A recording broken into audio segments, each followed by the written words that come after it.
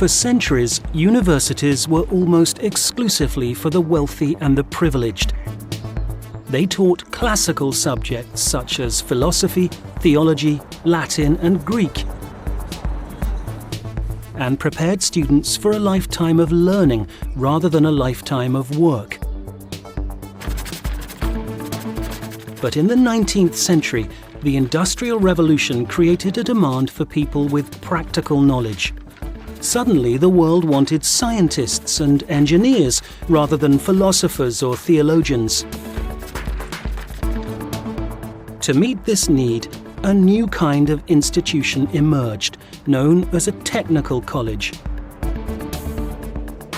Here, students could further their education while acquiring skills and technical knowledge relevant to their chosen career. ETH Zurich, established in 1855, was the first such institution in Switzerland. Today, it has around 18,500 students from over 110 different countries. It is a leading centre of science and technology and is regularly rated as one of the top universities in the world. For over 160 years, it has linked academia with industry, a tradition that began at the height of the Industrial Revolution. Professor Nicholas Spencer, president of the ETH Research Commission, explains why. There was a growing feeling in the country that there was a need for teaching engineering. The rest of Europe was building railways, and there was a danger they were going to build them around Switzerland. And if Switzerland wanted to be part of this developing movement, then Switzerland needed railways, they needed engineers, they needed tunnels, and the problem was there weren't any engineers.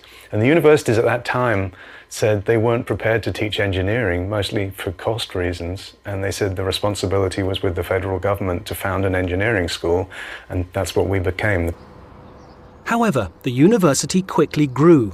Today, it is spread across a number of campuses and offers a wide range of subjects across 16 departments.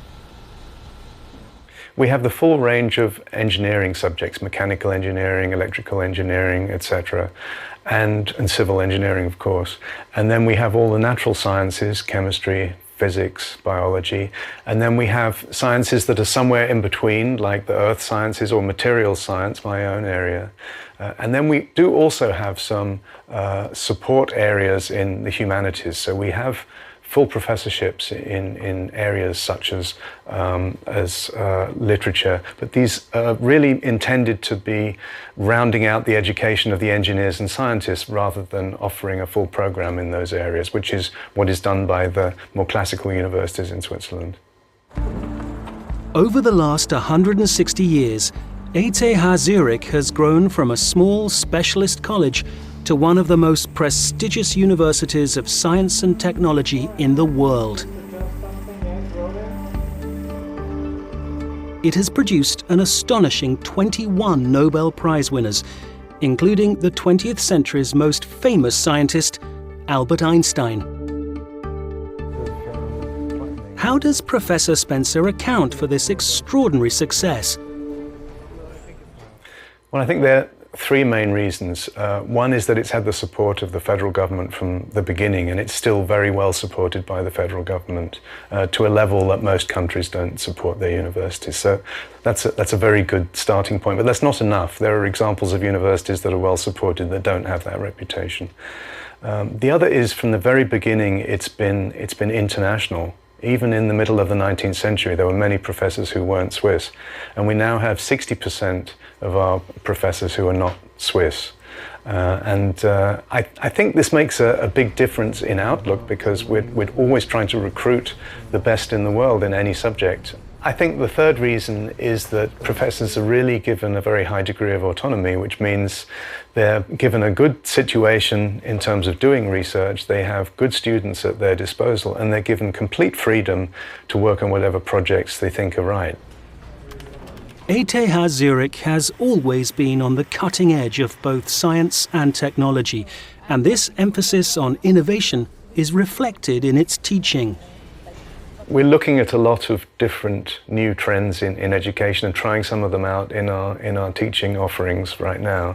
And one I particularly like is the inverted classroom, where the students arrive prepared for the lecture.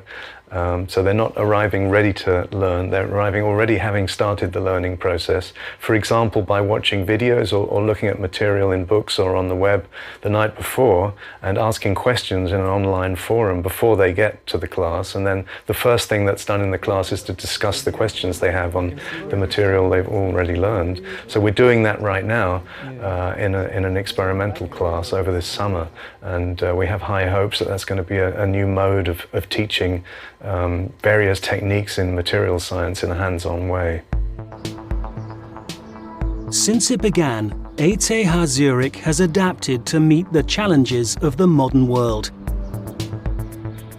It has continued to develop and evolve in both its research and its teaching methods.